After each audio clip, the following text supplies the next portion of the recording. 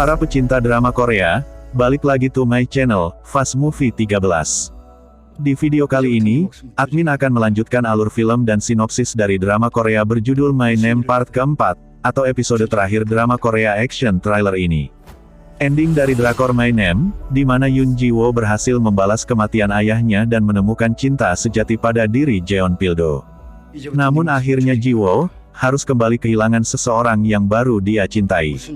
Oke guys, langsung saja kita ke video ulasannya.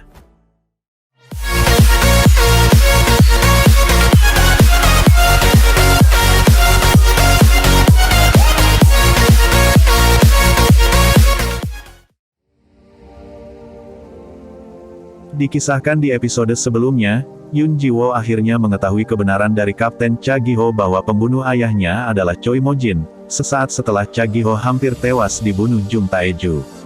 Setelah gagal menghabisi Cha Gi-ho, Tae-ju yang masih terluka akibat perlawanan Cha Gi-ho, kemudian memberitahukan kegagalannya kepada Choi Mo-jin.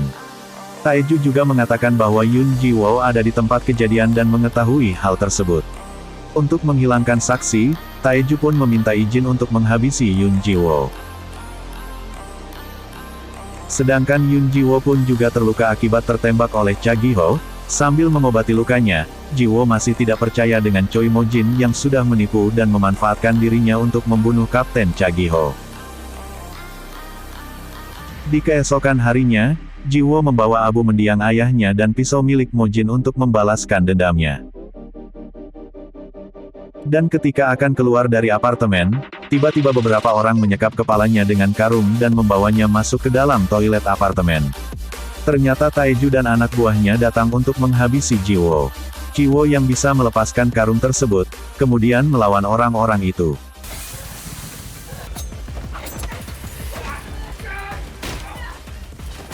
Yoon Ji-woo akhirnya semakin yakin kalau Choi Mo-jin yang sudah membunuh ayahnya, dan hal itu semakin jelas ketika Tae-ju mengatakan bahwa ayahnya adalah pengkhianat organisasi dan harus mati di tangan pimpinan Dongcheon. Dan pertarungan pun kembali terjadi, hingga salah satu dari mereka akhirnya tewas.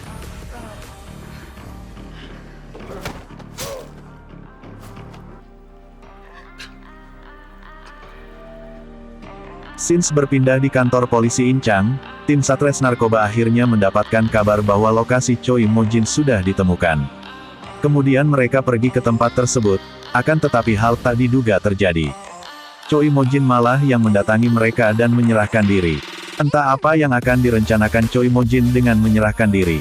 Choi Mo-jin pun langsung diinterogasi dengan pasal berlapis, tuduhan kematian Do Gang Jae, perencanaan pembunuhan Kapten Cha Gi-ho dan pemilik serta bandar narkoba.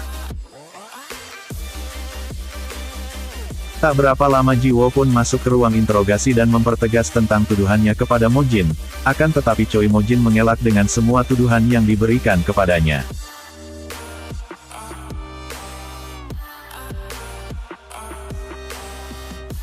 Akhirnya Yoon Ji-woo ke ruang barang bukti untuk meminjam pisau yang digunakan Mo-jin untuk membunuh Gang Jae. Di sini dijelaskan bahwa Ji-woo berniat menghilangkan barang bukti dan membebaskan Choi Mo-jin, agar Ji-woo bisa membunuh Choi Mo-jin secara langsung tanpa bantuan orang-orang kepolisian. Di saat yang bersamaan tim Satres Narkoba yang sedang menyelidiki pelaku penusukan Cha Gi-ho, akhirnya menemukan bukti CCTV yang merekam pelaku tersebut. Diketahui bahwa mobil yang dipakai pelaku adalah mobil milik Yoon Ji-woo, dan dugaan tersebut semakin kuat bahwa pelakunya Ji-woo, dengan ditemukan juga daftar panggilan handphone milik Ji-woo yang sama persis dengan lokasi Choi Mo-jin berada dan saat Kapten Cha Gi-ho akan dibunuh. Singkat cerita, Ji-woo pun pergi dari kantor polisi Inchang, karena semua penyamarannya sebagai mata-mata Dongcheon sudah terbongkar, diikuti juga Choi Mo-jin pergi dari kantor polisi tersebut karena barang bukti sudah tidak ada. Tak berapa lama Mo-jin mendapatkan kabar bahwa Jung Tae-ju sudah meninggal, dia mendapati jasad Tae-ju sudah tak bernyawa dengan penuh luka tusukan dan pisau yang masih menancap di dadanya. Akhirnya Mo-jin tahu rencana Ji-woo, dia membebaskan Mo-jin karena ingin menghabisi dan membalaskan dendam ayahnya. Since kemudian berpindah ke rumah Cha Gi-ho, terlihat Pildo sedang menyelidiki dan mencari bukti lain tentang Ji-woo. Dia menemukan surat tentang riwayat pemakaman Song Jon-soo, kemudian Pildo pun juga mendatangi apartemen Ji-woo. Di sana, Pildo teringat abu mendiang ayah Jiwo yang sudah tidak ada. Kemudian dia berencana untuk pergi ke pemakaman tersebut. Di saat yang bersamaan Jiwo juga datang ke pemakaman tersebut. Dia meletakkan abu mendiang ayahnya di makam keluarga Jonsu. Yun Jiwo meminta maaf atas kelakuan buruk kepada ayahnya dan berjanji akan membalaskan dendam serta mengakhiri semuanya kepada Choi Mo-jin. Ketika Jiwo hendak pergi dari pemakaman tersebut, dia berpapasan dengan Pildo. Namun Jiwo akhirnya tertangkap, karena motor yang dia kendarai terjatuh ketika hendak kabur dari kejaran Pildo. Kemudian Pildo memborgol Yun Jiwo dan langsung membawa ke penjara kantor kepolisian Inchang. Mo-jin yang mengetahui Jiwo tertangkap dan dipenjara, kemudian mengirim sekretarisnya ke kantor polisi Inchang untuk menjamin dan membebaskan Yun Jiwo. Akan tetapi Jiwo menolaknya. Dengan cara lain akhirnya sekretaris Mo-jin meminta tim Satres Narkoba untuk membawa Jiwo ke rumah sakit, karena dia melihat kliennya sedang terluka. Kemudian Jiwo dibawa ke rumah sakit dengan pengawalan yang ketat oleh tim Satres Narkoba. Sesampainya di sana, Jiwo langsung ditangani oleh dokter rumah sakit.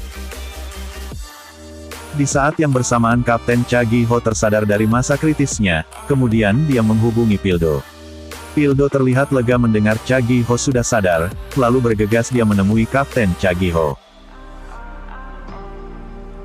Cha Gi-ho yang merasa bersalah kepada Yun Jiwo, lalu menanyakan keberadaannya. Kemudian Pildo menjelaskan apa yang sedang terjadi dengan Yun Jiwo. Seketika Cha Gi-ho terkejut mendengar Jiwo ditetapkan sebagai tersangka, dan membuat rasa bersalahnya kian membesar. Cha Gi-ho menjelaskan bahwa Yun Jiwo adalah anak dari rekannya di kepolisian, dia yang dibunuh 5 tahun lalu oleh Dong Cheon karena penyamarannya terbongkar.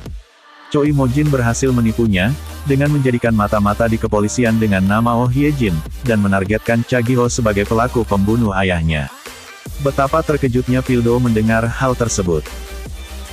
Kembali ke Jiwo, diketahui bahwa salah satu perawat yang sedang mengobati lukanya adalah kiriman Mo-jin. Kemudian dia membantu Jiwo untuk meloloskan diri dan memberikan kunci mobil yang sudah dia siapkan.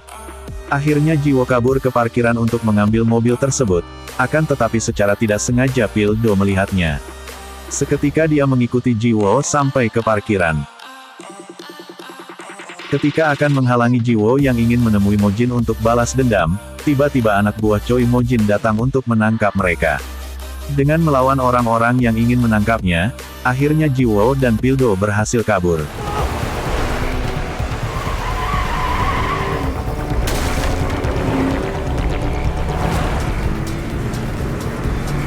Ketika sedang terjadi kejar-kejaran di jalanan, Pildo berhasil mengelabui para pengejar tersebut dan membuat mobil mereka saling bertabrakan dengan mobil lain. Singkat cerita, Jeon Pildo mengajak Yun Jiwo pergi ke suatu tempat. Tempat tersebut adalah impian Yun Jiwo bersama ayahnya, yaitu membangun rumah di pinggir pantai dan hidup damai selamanya.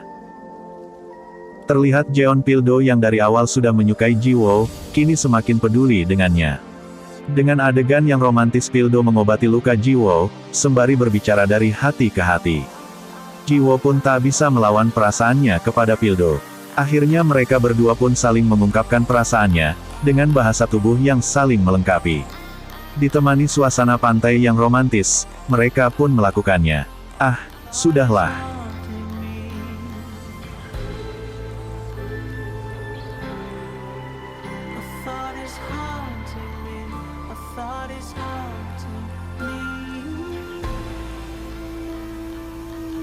Di keesokan harinya, Jiwo akhirnya sadar bahwa tindakannya sangat berbahaya.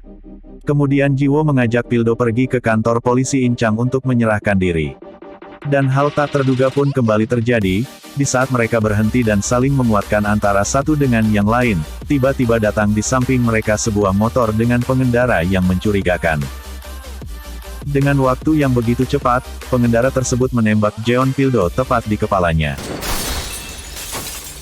Jiwo terkejut dan langsung melihat pengendara tersebut. Dengan muka yang samar-samar Jiwo mengetahui bahwa orang tersebut adalah Choi Mo-jin.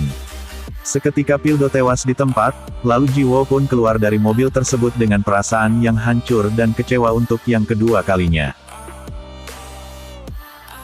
Kini dendam Ji-woo kian tak terbendung kepada Choi Mo-jin. Dan di ending film, Yoon Ji-woo mendatangi markas Choi Mo-jin sendirian. Dengan bermodalkan sebuah pisau dan pistol milik Jeon Pildo, Yoon Ji-woo membantai semua anak buah Mo-jin yang menghalanginya.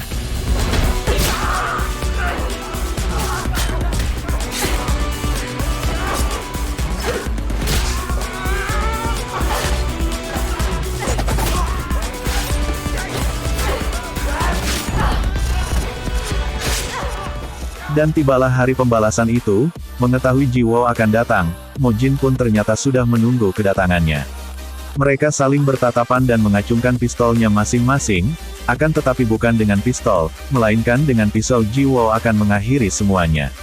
Pertarungan yang epik dan saling melukai pun terjadi antara keduanya.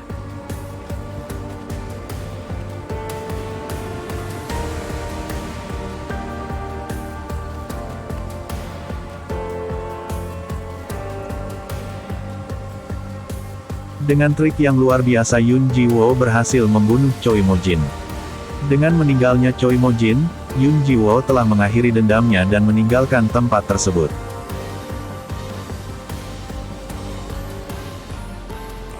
Dan film pun selesai.